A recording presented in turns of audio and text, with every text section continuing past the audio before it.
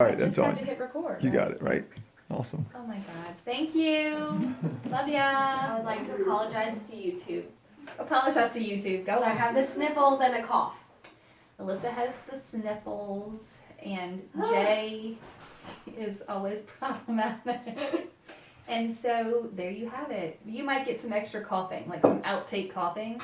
We do need to start offering them like some meaty outtakes, like something that they'll be like, man, I got the extra email template, or I don't know what. Right. Okay, are you ready? Yeah, This is 19. I'm hitting record. I'm ready. We're here. It's episode 19. This is episode 19. That's exciting. Oh, what are we going to call it? Consistency in your business. Okay, I like consistency is key. Okay, perfect. It doesn't matter. I like, no, How to that's so stay much better. Consistency is key. This episode is about consistency. Yes. All of a sudden that word sounds funny to me. We've said it a bunch, but it's been requested a bunch. This is true. So there's obviously a need for consistency. People are struggling out there. Yeah. They may have a really good month and then they're back down, the roller coaster Sure. of entrepreneurship. Sometimes and it's a real good estate. week and then a bad week. Right, day to day. It is day, hour to hour. Sometimes people. I wake up in a good spot, You and then feel by the so end good. of the day, you're just beat down. When those deals fall apart, Oh my gosh. they fall apart, friends. So yes, consistency is a struggle for everyone, and we have had multiple requests. It's not funny, but I don't know why I think it's funny. We've had multiple requests for consistency because I think I'm laughing because it's so hard. You can't. And this isn't just new people. No. This is no matter where you are in your business. If you feel like you're constantly treading water and you just can't keep it together, Yeah. how can you find a little bit of regular, normal, Yes. get off the roller coaster for a minute, catch your breath? Right. And I think a lot of it goes back to being proactive versus reactive. Yes. I don't know if we've talked about that. I know me and you have talked about that, but I don't think we've talked about it on the podcast. Let's much. talk about it again, whether or not we have. So if you're always spinning your wheels and just reacting to everybody, Yeah. a buyer's like, I want to see these 12 houses and I want to do this and I want to do that, but you're not proactive and getting in front of your business, then it's going to run you ragged. I would say reactive is probably also treating it very transactionally. Yes. So like once you have a transaction, you're just in that frame of mind and you're putting out fires and dealing with that stuff. Right. Okay, how do you be proactive then? I think it takes discipline. Okay. I think that you have to commit to keeping your email clean.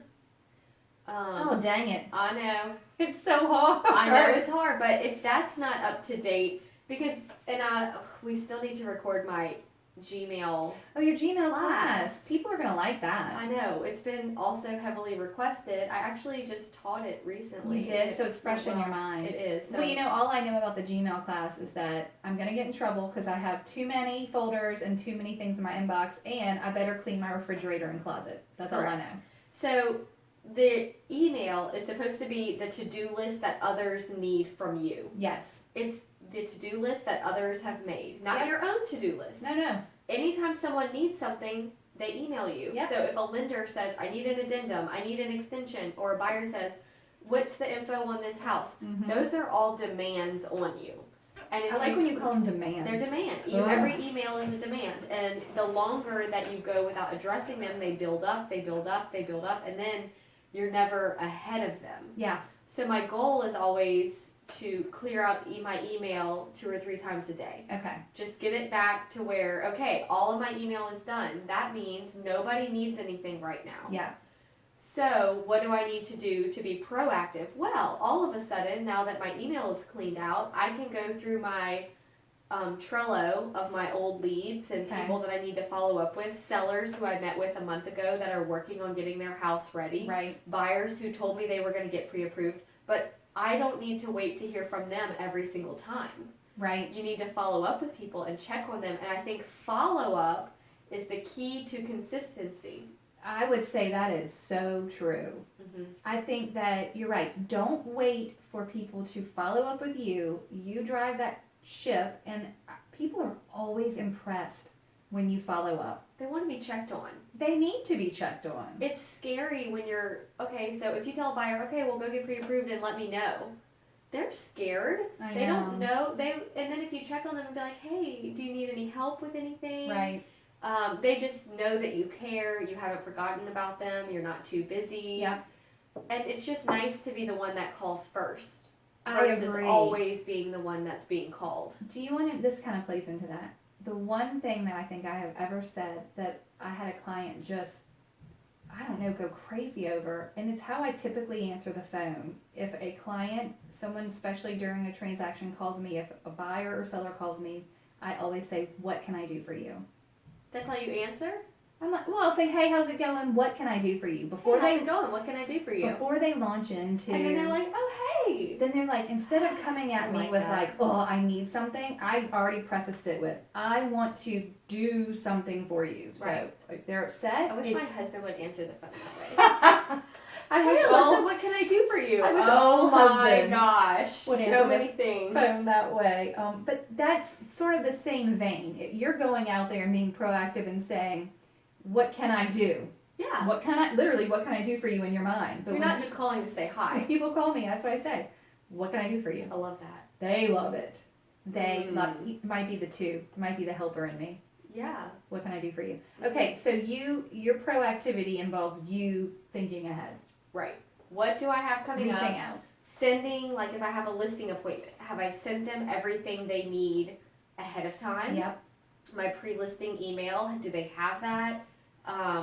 Is there anything, am I prepared for that meeting? I don't want it to be an hour before the meeting and I'm rushing. You know, Yeah. I want to be, when I am in a healthy, proactive spot, that's when I operate the best. I'm Yeah. so efficient. Mm-hmm. I'm caught up, and then I'm not just caught up, I'm ahead. Yeah. And I'm like I have time to do things that like impress my clients. Right.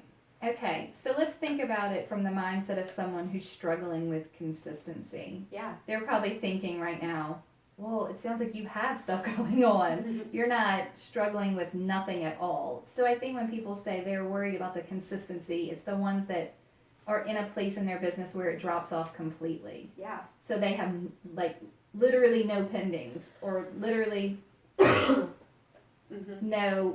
no buyers or sellers that they're actively working with. Mhm. And then they're asking, what do I do to keep that from happening? And I think that goes back to episode 17, Okay, what to do when you're new for sure. or slow. Right.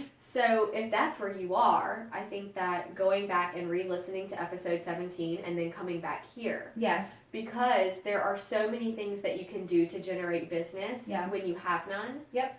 But consistency of implementing all of those things from episode 17 is key. You can't just do really well for a week Right. and then stop. And that's what happens. People finally get someone in the pipeline or 2 or 3 and they're like high on life because they're excited to have like a busy week. Right. But then everything closes Mm-hmm. and they haven't been doing the follow-up and they haven't Right. been doing the things they're supposed to be. So there's nothing new coming in the pipeline and now you're back at the low slump. Agreed. I wrote down this thing that I thought in my own little cute brain the other day. And it was, and when you just said that, it made me think of it. So I had to go digging for my notebook. YouTube saw me.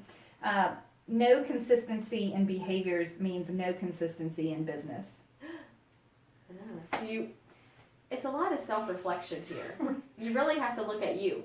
For sure. If you're not being consistent in your business behaviors, you cannot possibly expect that your business is going to be consistent. I mean, and I know maybe everyone's going, well, what the heck are we supposed to do? Like, well, what to do when you're new, go back to that episode and it'll give you some really like line by line. But I also think that maybe it would be a good idea to, in your next slump, in your next, slow time, look at how you spend your day and time. Like, look at, okay, do you get up at 7 a.m.? What do you do for the first, what do you do? Yeah, do you need more time? What are Should you you be doing? getting up earlier? Right. Do you need to go to bed earlier? Yeah, and then time block it out. If consistency means if you work online leads, if that means that you need to go follow up for 2 hours a week on these online leads, then do it. If your business is around your database and you need to send letters for, 20 letters a week or whatever the thing is, start blocking that out every week to where you are consistently doing that behavior, and then the business is going to just come. It's not going to be like, oh, I'm slow, now I want to do some stuff. Right.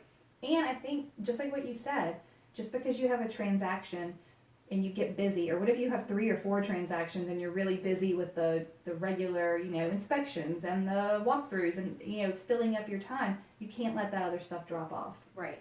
Well, consistency does not mean perfect. No. Like, consistency just means if you have a down day or a down week, you don't just throw your hands up in the air and say, forget it, I'm not doing anything. Right. You have to constantly be getting back up on the horse and go again. You can't just stay down. Well, you have the ability to complete your task, whatever you've created as your normal, time blocks or your normal task you're going to do. You can have that win every single day.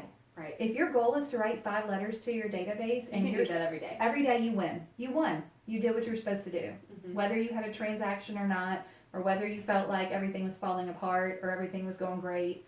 We're going to talk later when we toast to who requested this episode, but the note I had was that she wanted to know how to combat real estate slumps because they were making her feel like a not dedicated, like a slacker. Well, it goes back to comparison because we are in such a vain industry where numbers are posted constantly. People are posting about their closings and their success because you have to be successful in this business if you want to stay in it. You have to be. You have to be. But then if you're not in the right place, it can bring you down. And look, what are we back to talking about again that we always come back to? My fave.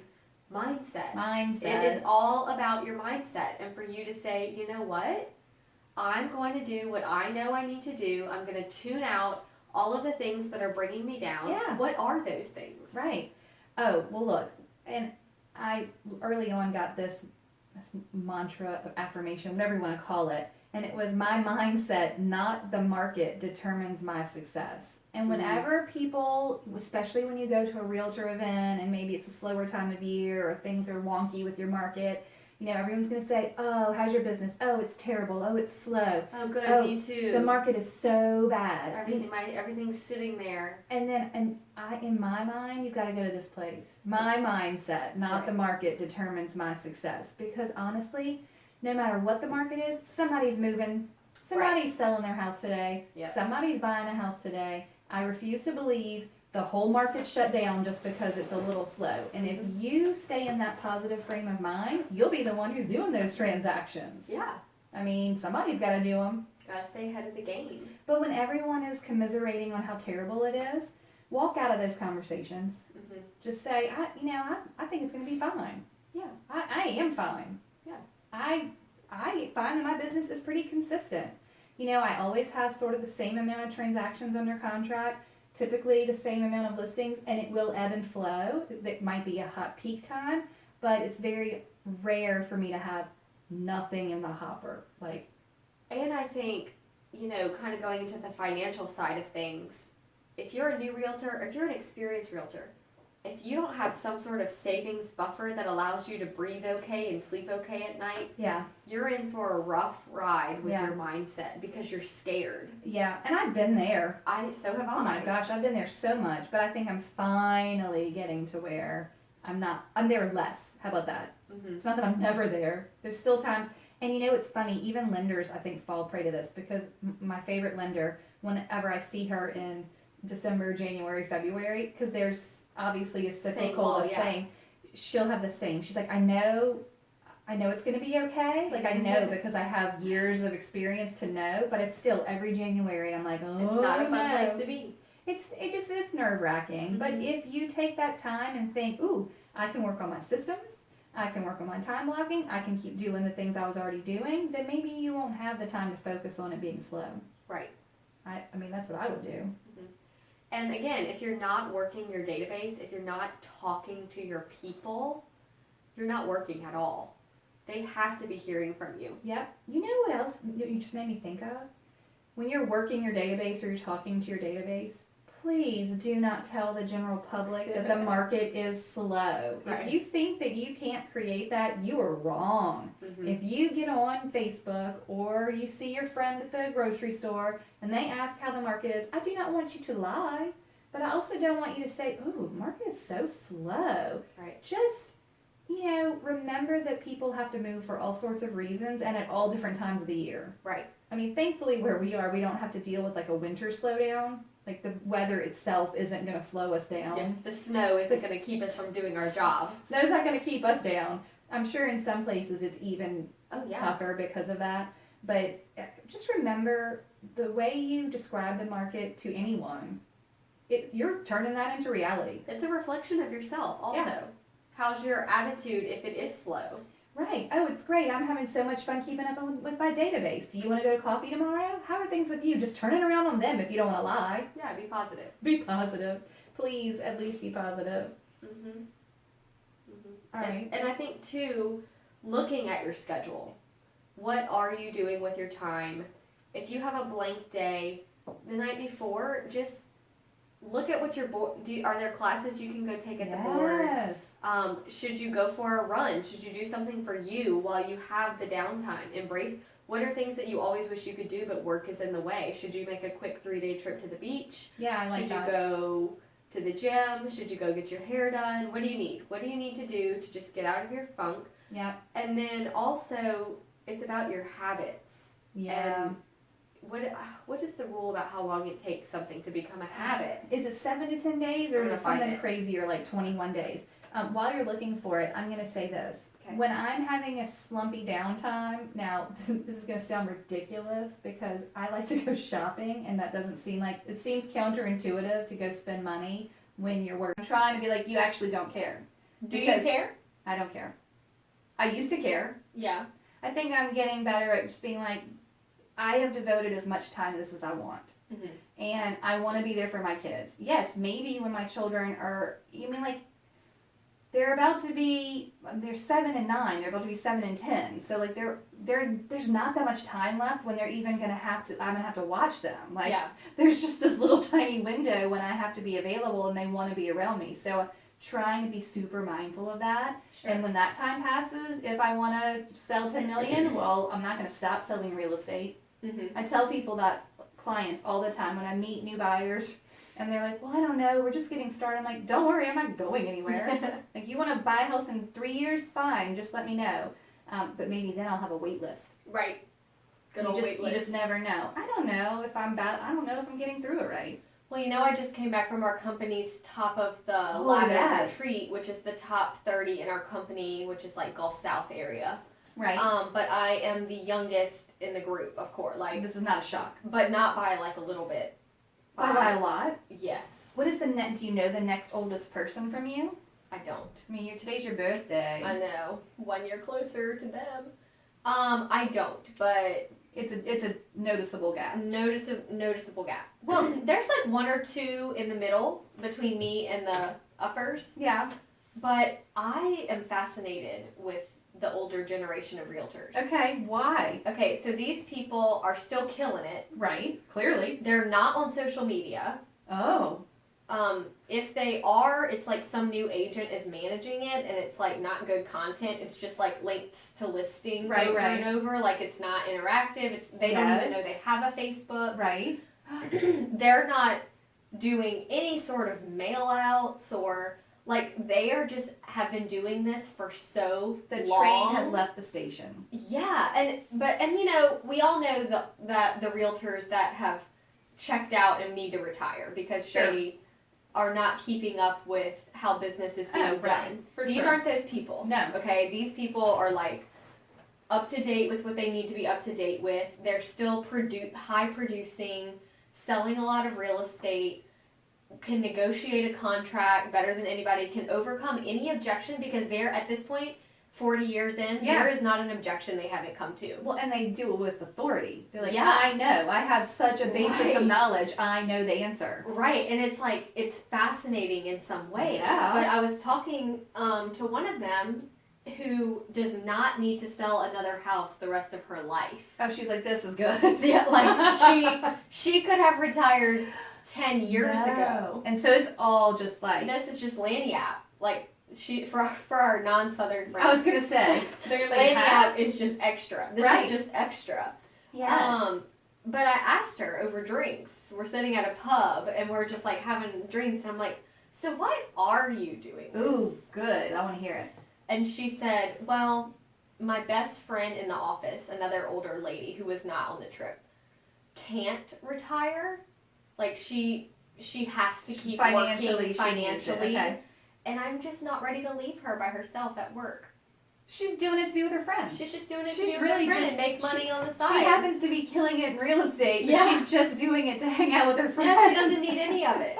She doesn't, and it's just cool to learn, like, the motivation behind people. Yes. And that's also why she, Wow. like, never appears stressed out ever. Because it doesn't matter. None of it matters. She is just living her life. Wow. Traveling when she wants to travel. She is on top of answering her email when she travels. Good for her. Like, she just is enjoying it at this point. Do you think that her business got busier when she hit 10 years ago and was like, I don't really have to do this anymore? Probably. It's like you can't fend it off. Right. I've said that before. Sometimes I'll be like, ooh, it would be great if I had like a slow whatever month. I've got a lot going on. And then like you just can't, like it just comes to you. Right. It's gonna, someone in my office once told me that it was around year 5 that you would start getting the referrals. Mm-hmm. And it was like, I guess at that point you've been in it long enough that people think it's gonna stick for you.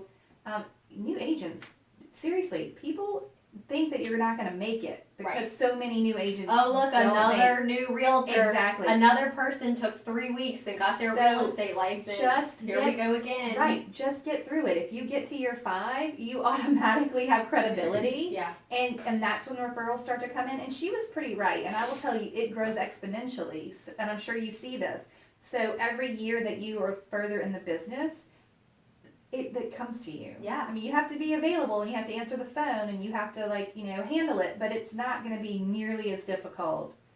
There's no way to shorten the time it takes to get to year 5. That was part of what we wanted to accomplish in this episode. Yes. Like, it takes 5 years to get to 5 years. Right. You gotta, so, what are you doing Right. in your 5 years? You can't just be Yeah. like complaining and sulking and wishing it was easier and having your venting session with your friends every single day about how crappy the market is or people are, and like we all know those people. And so year 1 through 5, if you do what you're supposed to be doing and you make it to year 5, it only gets easier. It only gets easier. I said the other day, year 8 is great. It's right. great.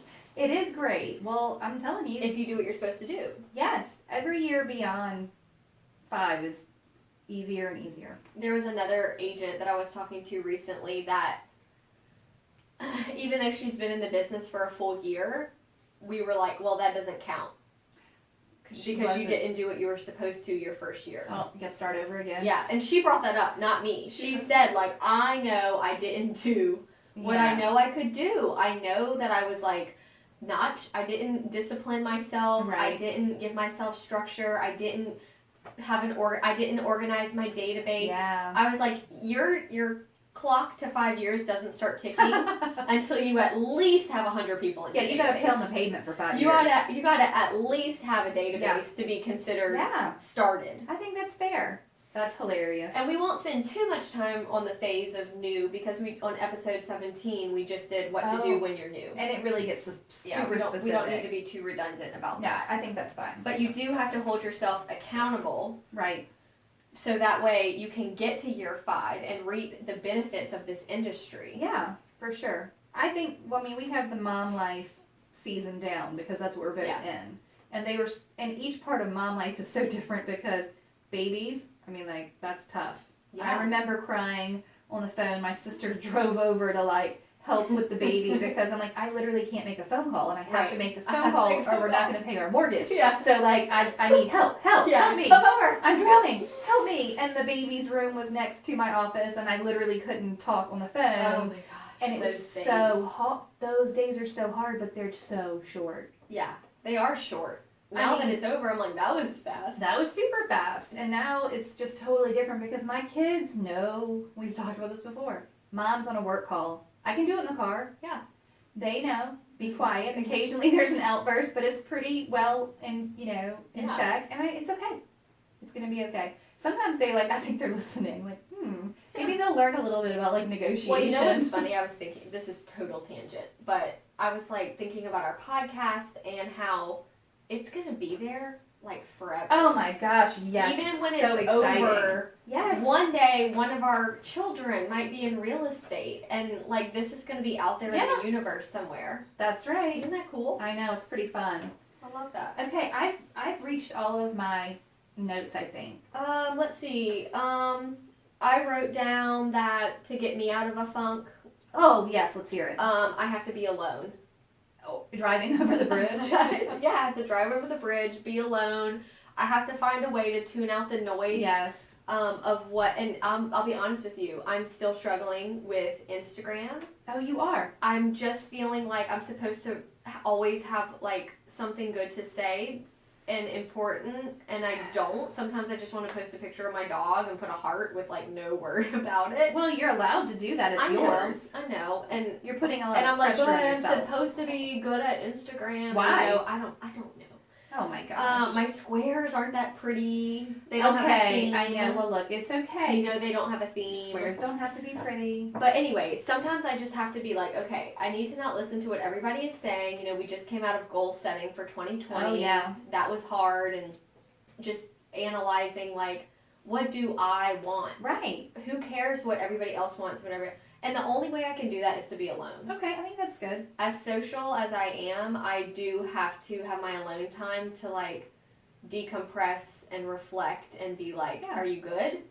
Are you good? Okay? Yes. Okay. Good. The podcast is asking, are you good? I'm good. Okay. All good here.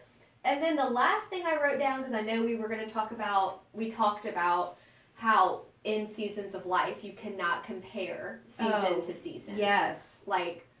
You cannot compare, if you're a new mom, Yes. you cannot compare yourself to the new realtor that, doesn't have kids, or the realtor that has been doing this 20 years.